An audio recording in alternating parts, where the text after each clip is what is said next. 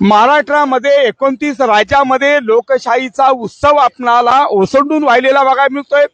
त्या अनुषंगानं ठाण्यातील आपणाला उभाटा गटाचे उमेदवार महेश परशुराम कदम यांनी सुद्धा मतदानाचा हक्क बजावलेला आहे। त्याबरोबर त्यांच्या समेत अन्य पदाधिकाऱ्यांनी सुद्धा मतदानाचा हक्क बजावलेला आहे।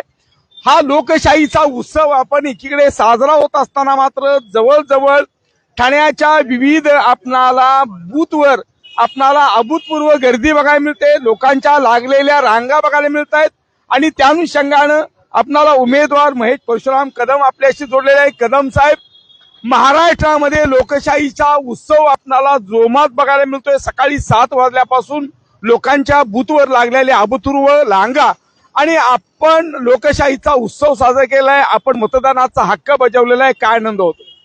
मी स्वतः लोकशाहीच्या उत्सवामध्ये सामील होऊन मी स्वतः मतदान केलेलं आहे।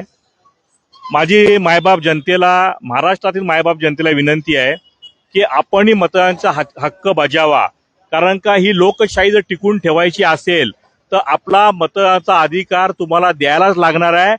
जर तुम्ही मतदानाचा हक्क बजावला नाहीत तर भविष्यामध्ये आपला देश हुकुमशाहीच्या मार्गाला लागेल आणि हुकुमशाही जर तुम्हाला नको असेल, या देशात लोकशाही टिकून ठेवायची असेल तर मतदानाचा हक्क बजावा। या महाराष्ट्रामध्ये मराठी माणसाला ठाकरे ब्रँडच्या उमेदवारांना प्रचंड बहुमताने विजयी करा। दादा, काल अनेक ठिकाणी लोकमान्य नगर असेल, विविध भागामध्ये आपणाला पैशांचा धूर आणि राड्यांचा महापूर बघायला मिळाला। हे सगळं बघत असताना आपण ह्या निवडणूक प्रक्रियेकडे कसं पाहता? जेव्हा हे प्रकार जेव्हा आपण डोळ्यांनी बघतो, एक कीव येते, कीव सरकारची।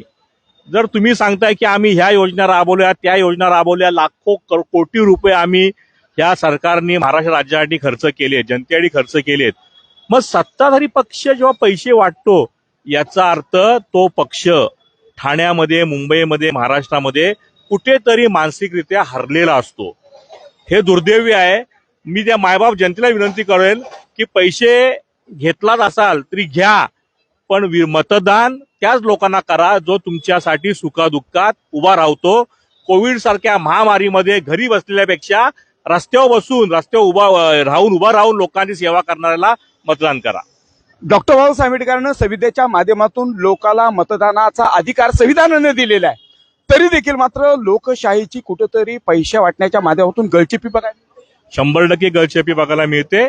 मला विश्वास आहे संविधानावरती, परमपूज्य बाबासाहेब आंबेडकरांनी जी काही संविधान लिहिलेलं होते पूर्ण विश्वास आहे, पण आत्ताची लोकशाही ती संविधान कुठेतरी कायमची बंद करायचा जो यांचा प्रयोग आहे तो अयशस्वी होणार आहे।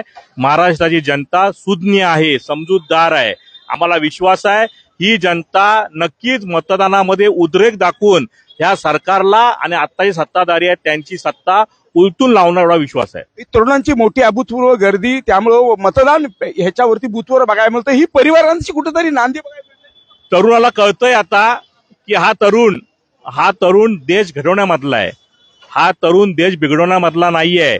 जे काय तरुणा बिघडवायचा जो काम करतायत आणि त्यांना जी आमिष दाखवली जात आहेत ती ह्या महायुतीच्या सरकारने करतायत, हे दुर्दैवी आहे। पण तरुण हा देशाची रक्षण करणार आहे, राज्याचं रक्षण करणार आहे आणि या तरुणाचीच मतदान होईल तो मताधिक्याप्रमाणे इथला उमेदवार निवडून येईल, हेच मी सांगतो। मतदार राजाला काय आव्हान? मतदान करा, लोकशाही जर जिवंत ठेवायची जर मतदान करा। हुकुमशाहीला जर सुरुवात करून द्यायची असेल तर मग तुम्ही मतदानापासून वंचित राहत असाल तर नक्कीच हुकुमशाही चालू होईल। आपल्याला हुकुमशाही विरोधात लोकशाही आणि आपण लोकशाही मार्गाने आपण सगळं लोकशाही जिवंत ठेवणं काळाची गरज आहे, नाहीतर भविष्यात अराजक होईल, या देशामध्ये अराजक माजला जाईल, नेपाळसारखी परिस्थिती होईल। ती जर तुम्हाला वाचवायची असेल तर लोकशाही मार्गाने मतदान करा। तुमचा राग, तुमचा उद्रेक, तुमच्या भावना या समोरच्या महायुतीच्या उमेदवारांच्या विरोधात उतरा आणि मतदान करा, पण मतदान करणं काळाची गरज आहे। आपण सांगितलं महेश परशुराम कदम यांनी सांगितलं की आपला द्वेष, आपला राग आहे तो मतदाराच्या माध्यमातून संविधानाने दिलेला अधिकार आहे, त्याच्या मार्फत आपण नोंदवू शकता। त्यामुळे प्रत्येकानं मतदान करण्याचा संविधानाने दिलेला आपला अधिकार आहे तो आपणाला या ठिकाणी आपणाला तरुणांची मोठी संख्या आपणाला बूथवर बघायला मिळते। Cameraman Tanmay Patil, reporter Sagar Patil, Thane.